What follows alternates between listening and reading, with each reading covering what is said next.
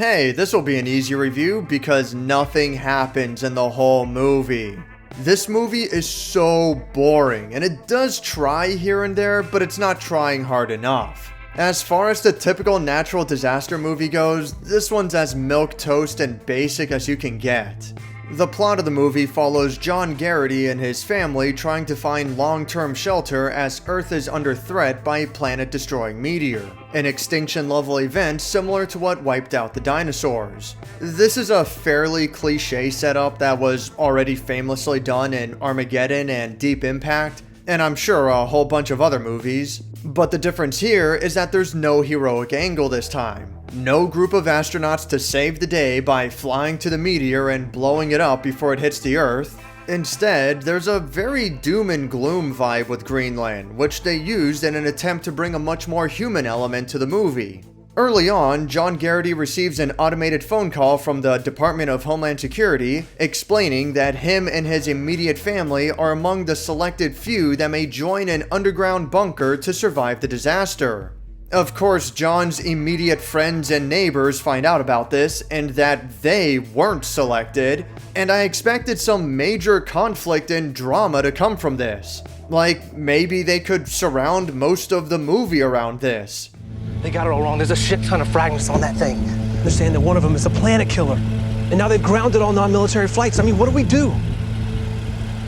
I don't know. I don't even know if this shelter relocation thing is real. That's bullshit! And you know it! I'm sorry, okay? I'm sorry. It's just please give us a call if you find out anything when you get there. Like where we can go to be safe. You know I will, Ed. Good luck. Good luck. Or not. That's about it. This kind of thing happens throughout the entire movie. Some potentially major conflict comes up, but then it gets immediately resolved and the story moves on as if nothing really happened. The kid gets kidnapped by a couple who want to use him to sneak into an Air Force base, which logically does not work out, and the mom manages to track him down immediately afterwards, and that's the end of that little subplot. John gets in a fight over people who want his wristband to get into the Air Force Base as well, which leads to a brawl on the back of a truck. The excitement causes the driver to lose control, spin the truck around, and come to a reasonably safe and abrupt stop, and everyone gets tossed out of the truck, and they land on some soft grass. It's so strange. You would figure that with a premise about the end of the world, the stakes would be a lot higher and people would be going crazy. Which they do, sure, but I guess they were going for realism and not so much drama. I see what they were going for, and that's fine, but the character, setting, and situations are all generic, boring, and just straight up uninteresting. The special effects are kind of cool, but there's nothing special about them. They're like a step above a Discovery Channel documentary, you know? And that's not a compliment. There's also some obnoxious inconsistency. There's a part where the family needs to drive through a small meteor shower, and I'm like, okay, here's some excitement for once. But then John has a hero moment where he goes back out to rescue a stranger. Great, all good stuff so far. Except that the second John runs back out there, the meteor shower just ends.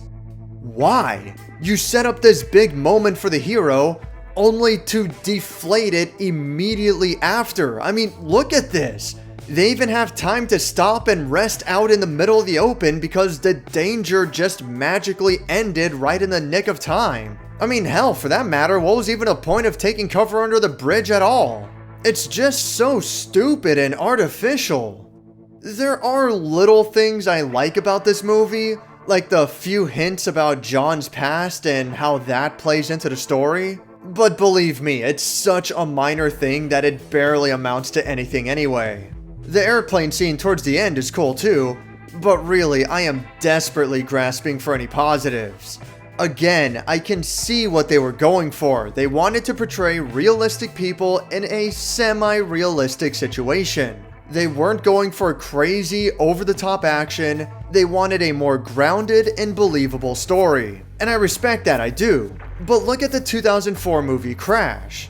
This movie has realistic characters, realistic situations, but it also has 100 times the drama. There's excitement, there's intrigue, there's depth to these characters. Wow, what a concept. A character that isn't two-dimensional.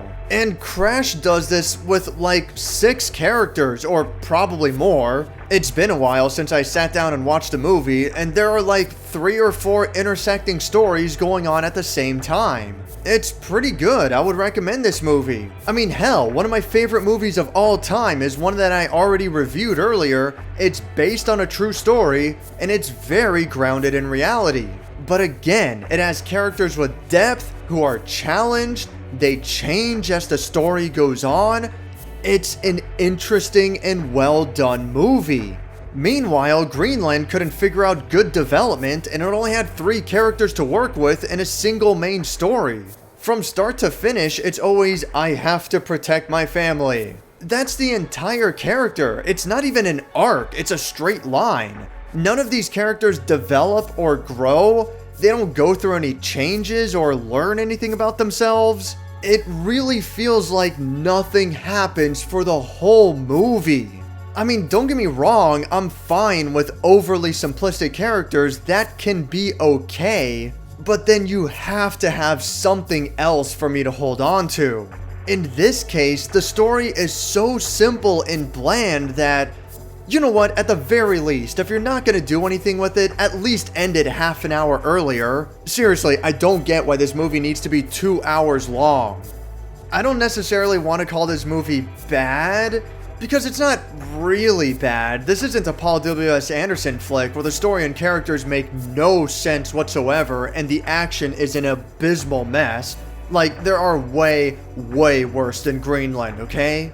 And if you really want an end-of-the-world movie with the threat of a meteor and there's realistic characters in a semi-realistic situation, and you're okay with the production value being kind of whatever, then sure, go ahead. You could do much worse. It's honestly not as bad as I'm making it out to be. I just found this movie to be so boring, and it didn't click with me at all. Thanks for watching my review on Greenland. They come down and they come out of nowhere. You know, there's no warning, and we're just trying to keep up. Yeah. And having in the back of our head that tomorrow it's all gonna be for nothing.